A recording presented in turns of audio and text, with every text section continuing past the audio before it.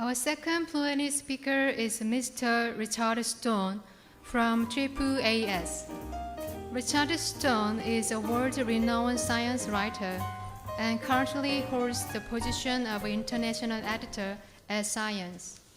Today, he will share his view on science diplomacy with North Korea. Please welcome Mr. Stone with a big applause.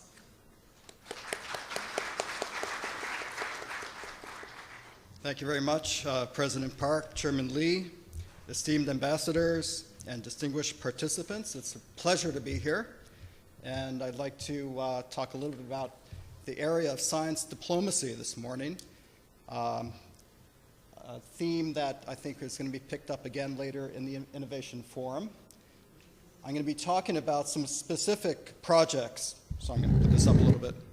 Some specific projects that the American Association for Advancement of Science has been supporting in North Korea over the last several years. I'll tell you a little bit about the history of this work and the future prospects. I'd actually expected to start my talk saying, despite the high tensions here on the Korean Peninsula, that we have a research team at the Mount Paektu volcano as I speak, working on joint cooperation. I'm very pleased to say that after the agreement early this morning, very rapid agreement in fact, the tensions have eased. But our team probably has no idea what happened. They're working up at the volcano, and I'm going to talk about what they're actually doing up there. So, before I talk about the volcano, I think I'll step back and tell you a little bit about the involvement of AAAS, as our society is called, in North Korea. Oops.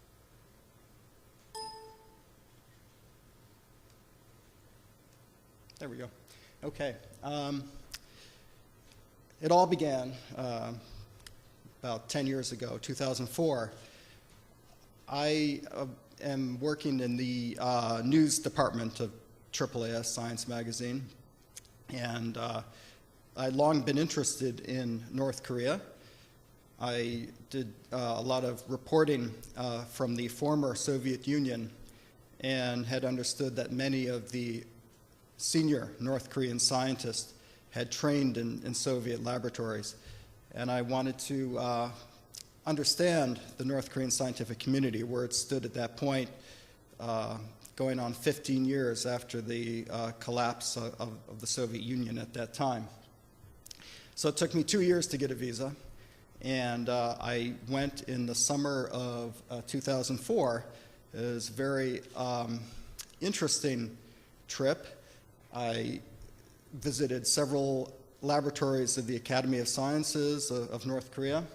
On the left, you'll see a laboratory for embryo transfer, and on the top right, this is what they produced. They claim to have cloned rabbits. So using somatic cell cloning. If that was true, it would make North Korea the second country after France to have achieved cloning of rabbits. One problem is that they don't publish their research in Western journals, so it's hard to evaluate it, and I'm going to return to that point later in my talk. Bottom right, that's a mural, I guess, of Kim Jong-il giving guidance to the scientific community. It's outside the Unjeon campus of the Academy of Sciences. And unfortunately, I don't have a person standing in front of that mural. You would have found that it's about 30 feet long and about 15 feet high. It's really, really an impressive sight to see. So I'm going to bring you up to date now to our current project at Mount Paektu. Mount Paektu is a mountain that is very sacred to the Korean people. It's held as the birthplace of the Korean people. It happens to be on the border with China. It straddles the border. And it is a volcano. It's an active volcano. It erupted last time about 100 years ago. Geologically speaking, it's due. And it started shaking quite a bit about 10 years ago. So the North Koreans, and I think here in the South as well, were quite alarmed at what was happening at Mount Pektu, and they wanted to find out what was the prospect of an eruption. So at this time, this is 2011, I was based in Beijing, and I was contacted by an organization called PINTEC, which is an abbreviation for a very long and cumbersome name you can see on the screen. It's registered as a non-governmental organization in Pyongyang. It was established by the Academy of Sciences there. And they were familiar with me from my trip in 2004, and they contacted me in Beijing and asked if I could introduce them to volcanologists who could help them evaluate Mount Pektu, and specifically Western volcanologists. That's why they contacted me. Fortunately, in my capacity as an editor at the journal, I'd edited a special report on volcanology in 2003, and I knew some scientists who would be up for the adventure of going into North Korea and evaluating the potential threat that Mount Pektu posed. Oops. So I had no realistic hope that I was going to get a visa to accompany them, but I asked PINTEC, please invite me. I passed along the contact information for the scientists, and to my great surprise, they did invite me. So I joined the two researchers, and here on the screen, this is arriving in Pyongyang in September 2011. On the left is Clive Oppenheimer. He's a volcanologist at the University of Cambridge. He's pretty well known in the field. He's the author of a textbook on volcanology. And on the right is a seismologist, James Hammond, from Imperial College. So together, the three of us traveled to Pektu to take the lay of the land. Now, traveling to North Korea, I assume that many in the audience have not been. It's a special experience, and if you're a foreigner, they treat you often as a foreign delegation. So we were a delegation. That means, according to the protocol, we have to present a gift to the leadership. And that is kind of tricky for Americans. I'm an American citizen, because sanctions are quite complicated and comprehensive, and presenting anything that's considered a luxury item, giving it as a gift in North Korea, you can actually go to jail in the United States. So what could we present that would be meaningful but not cost a lot of money? And so we decided to present a special report on volcanology that had appeared in Science a few years earlier. We framed it very nicely. So the total cost of the gift was about $20. That was safely under the threshold, but it had meaning. And from what I hear, it has found its place in the Hall of Gifts at Mount Myohan, in the very small case of gifts from the American delegation. That includes the basketball that Madeleine Albright presented in 2000, the basketball signed by Michael Jordan. And so it's in very good company, I think. This is Mount Pektu. It is a caldera. A caldera is basically what's left after a volcano has an incredibly big explosion. It did have a massive eruption about 1,000 years ago, and it created this caldera. It's quite beautiful. It is hard to get to from the North Korean side, but looking across the caldera lake, that is China. And tourists go to the Chinese side all the time. From that very top peak there, they can look down on Lake Chon, and it is quite stunning. From the North Korean side, you look across and you see the zigzagging white line going down the caldera. That is a concrete staircase that is used to access the lake. And I'm going to tell you a little bit about what you find when you get down there.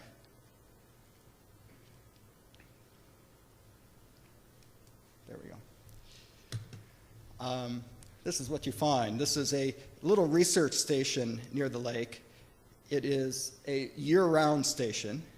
So it's a bit like going to Antarctica for scientists who have to spend the winter down there. They are cut off from the rest of society. Well, they have internet, but they can't leave the base for sure for at least a few months, and that's the case here at Paektu. A few North Korean scientists spend the winter there. They're isolated. They can't, it's impassable to get up to the caldera rim, so they overwinter there. The reason they do that is they go out to the lake every few days and they sample the gases that are coming up from the vent of the volcano. The vent is under the lake. And they're looking for changes in the gases that might indicate a pending eruption. Here inside in the research station is their gas analysis equipment. It's very rudimentary. They are pretty much wholly lacking in equipment.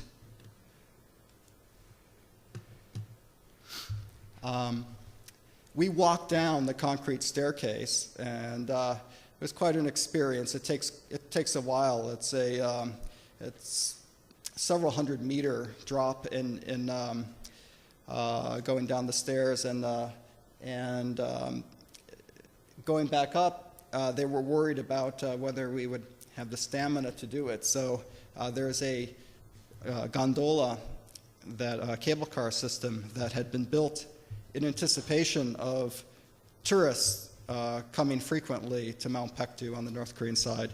And when we were there in September 2011, the cable car was shut down. There was no electricity for it, but the local authorities promised 15 minutes of power so they could turn on the cable car and we could go up that way. And Clive and James and I are laughing because they told us it was a 12-minute ride and there was 15 minutes of electricity. We're thinking, well, we're just going to make it or we're going to be stuck there for a long time. Now, oops. Oh, okay. What you find around the volcano is the evidence of that eruption 1,000 years ago called the Millennium Eruption.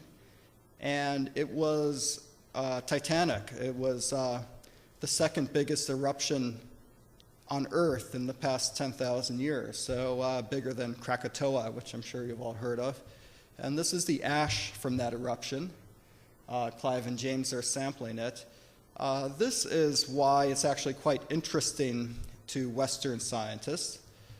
Mount Paektu is not on the Ring of Fire. The Ring of Fire is where the tectonic plates come together in the Pacific, and so along Japan and the edge of Asia there, then along North America. That's where a lot of the big volcanoes are, and they're easily explainable by the collision of the tectonic plates. But Paektu is not on the Ring of Fire. It can't be explained by the collision of the tectonic plates, at least not so easily. So it's a bit of a scientific mystery why it's so powerful and why the Millennium Eruption happened, and whether it might happen again, which would not be good for North Korea and would probably have a pretty pronounced effect on South Korea as well. So while we were there, Clive sampled this tree that is buried by the ash, and this is actually the top of a tree, a very tall tree that was killed in the eruption. And by dating the tree, radiocarbon dating, they can find out exactly when the eruption happened, and they're going to publish that date. I think it's around 946 AD. That was one fruit of the collaboration, small fruit so far. It's really quite a stunning environment there on the North Korean side of Paektu. And to really appreciate the scene, you have to know what China looks like on the other side of Paektu to the north. So to the north of the volcano, it's heavily forested. It's quite beautiful.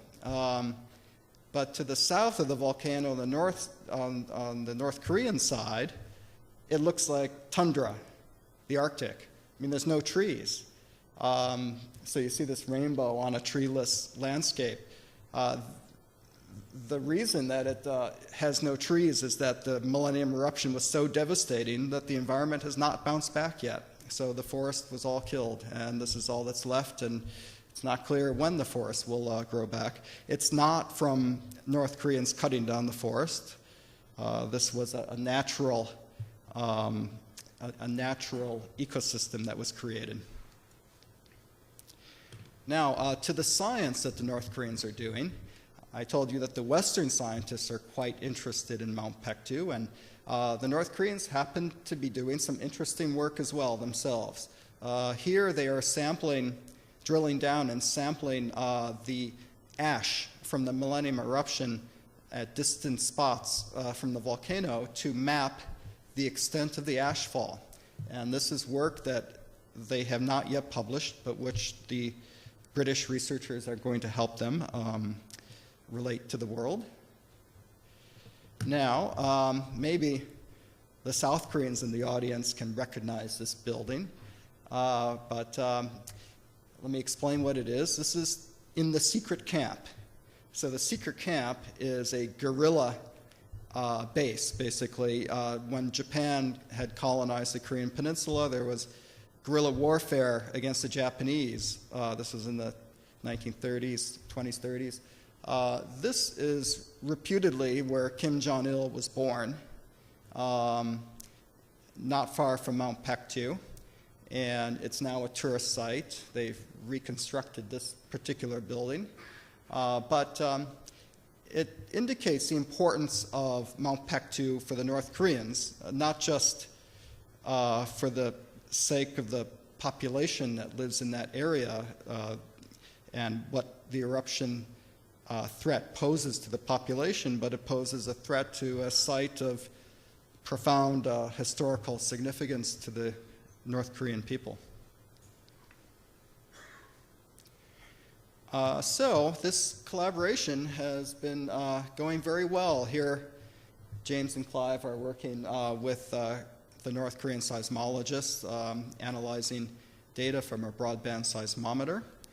AAAS, based on this preliminary foray in 2011, we raised money to fund joint research between British, American, and North Korean scientists that began in 2013. It began with installing broadband seismometers near Mount Paektu. And these seismometers have been taking data for the past 2 years. And they're not meant to measure seismic waves that are coming from the volcano itself, because it's not active right now, it's not shaking right now. What they're doing is they are recording waves that occur all over the world, and from earthquakes, distant earthquakes, other activities that pass underneath the Mount Paektu volcano. And as these waves pass below the volcano, their speed changes depending on the consistency of the rock. So if the rock is liquid, which means it's magma, then the speed of the waves changes. And having an array of seismometers, you can basically map the magma chamber below the volcano and get an idea of the threat it poses based on how much magma is filling the chamber. It wasn't all hard work. Here we're relaxing and having roasted potatoes, roasted in the charcoal. And it was quite a cultural experience. So James and Clive and I were very kind of dainty. We're picking off the skin of the potato because it's covered in charcoal. And our North Korean friends are just biting right into it. And you can see the translator's lips there are completely black. It was probably tastier to eat it that way. We weren't brave enough.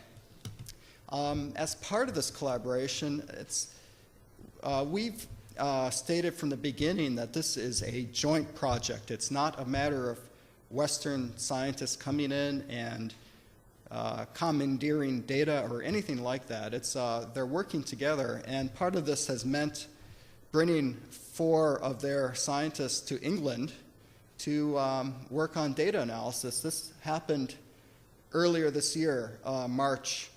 The 4 researchers spent a month in London and Cambridge working on the data. Oops. So this happens to be quite a momentous time for the project, because after 2 years of having the seismometers in place, we are decommissioning them this week. The team is there. They are, we have to take the seismometers back. They were on loan from the British Geophysical Equipment Fund. We're returning the seismometers, and we're planning the next phase of the project. So the data I was mentioning about the waves passing under the volcano, excellent data. They're beginning to get a sharp image of the magma chamber. I would love to tell you all about that, but they're going to publish papers about it in the coming weeks, and I don't want to steal their thunder, but it's very interesting. And the punchline is that Mount Pektu is still quite a serious risk for the Korean Peninsula, and quite worthy of continued research, and hopefully bringing in the Chinese, who have part of the volcano on their land, and also down the road, hopefully the South Koreans. Here's Mount Pektu from the Chinese side, where it's called Changbaishan, and it's also beautiful from the Chinese side. This is in October, just before they closed the road up to the sightseeing spot. So from basically mid-October until April, you cannot get up there. It's just impassable. It snows so much. I'm going to shift gears just a little bit. I think we have time. We at AAAS have not been involved just at Mount Pektu. We've also been supporting, not financially, but through cooperation, research exchange, the Pyongyang University of Science and Technology, which is a fairly new university. It's about 10 years old now, established in Pyongyang by South Korean Americans, so it's quite a unique venture. And I had a chance to visit in 2011 as well. And this is inside the campus. This is Kim Jong-il standing at the caldera rim of Mount Pektu at sunrise. It's a kind of image that appears everywhere in North Korea. It's symbolic of the regime. And in fact, it's usually Kim Il-sung and Kim Jong-il standing together. And I was actually struck by the fact that it was him alone in this photo. Maybe I pay too much attention to North Korea and trying to wonder if that's meaningful or not. I'll leave that to anybody who's interested in mulling that. Personally, I'm quite taken by the knockoffs of the East German sidecar motorcycles that they have in North Korea. And since this is an innovation forum and you're thinking about innovative business ideas, perhaps someone in the audience will start an import company and import some of these beautiful motorcycles to South Korea and sell them here. We at AAAS, we've also participated in a science and technology book fair that is held in Pyongyang every 2 years. So we've participated the last 2 years.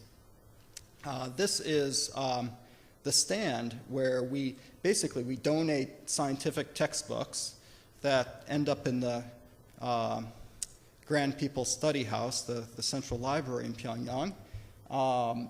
And we do this in collaboration with PINTEC, that organization that we work with in Pyongyang, and this is a representative PINTEC at our stand.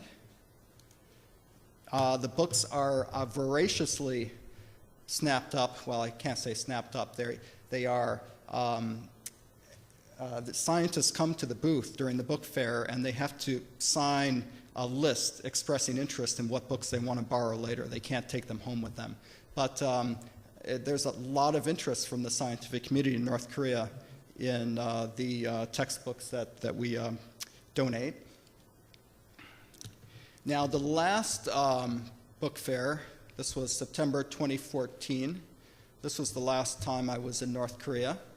I had the opportunity to meet Cho Tae-bok, which for anyone who follows North Korea, he's quite a significant figure. He's a secretary of the Workers' Party who is responsible for culture, scientific exchange, and maybe education. That's the gentleman on the left there. He's in his 80s, but very active and sharp. He's in the inner circle of the leadership there. He always appears in the photos that are taken at Kumsusan Palace at the end of the year when Kim Jong-un and his lieutenants are paying homage to his father and grandfather, and he's always there. So he's quite a influential person up there.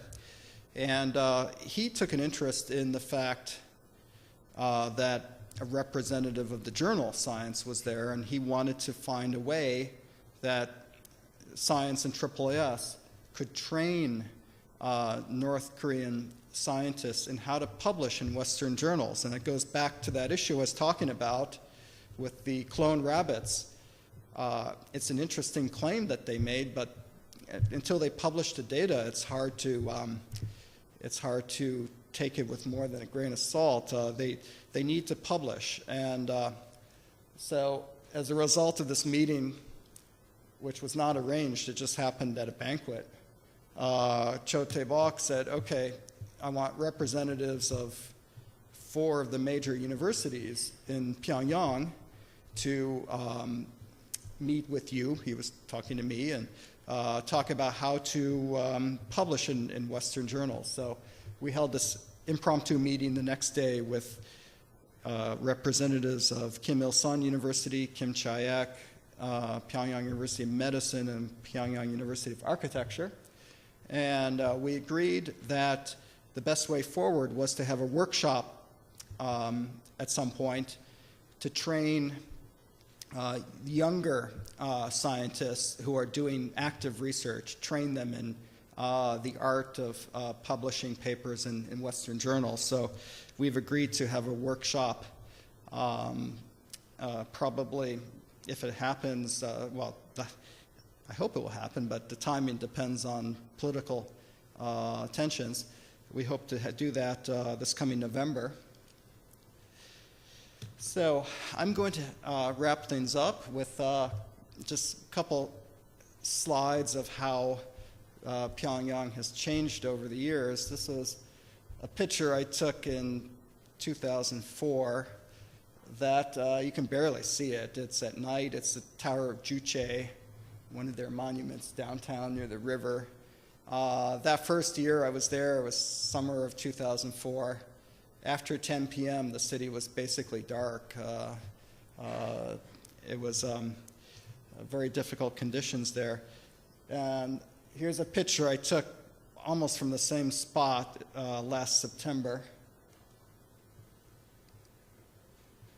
And you can see Pyongyang has changed. That's 10 years. I know it's probably not, doesn't blow anybody away. It's not like showing a picture of Shanghai 30 years ago and today, but it does suggest that in Pyongyang, life is getting better for the elites who live there. Life getting better means that, who knows, maybe the regime is stable for now, and scientific engagement, science diplomacy is the way to try to build mutual trust and understanding with North Korea. We certainly believe that at AAAS, and we look forward to the day, actually, that we can work with South Korea to help broker these exchanges. It's been very difficult here since the Cheonan sinking and the 524 regulations, I think they're called, that basically extinguished any scientific engagement with the North from the South. But who knows, maybe a new day is dawning after this agreement this morning, and looking forward to continuing to work with South Korea on how to engage with the North and bring about a peaceful future here on the Korean Peninsula. So thank you very much. Thank you, Mr. Stern. Now we will open the floor for discussions. So maybe we will prepare the desk on the floor.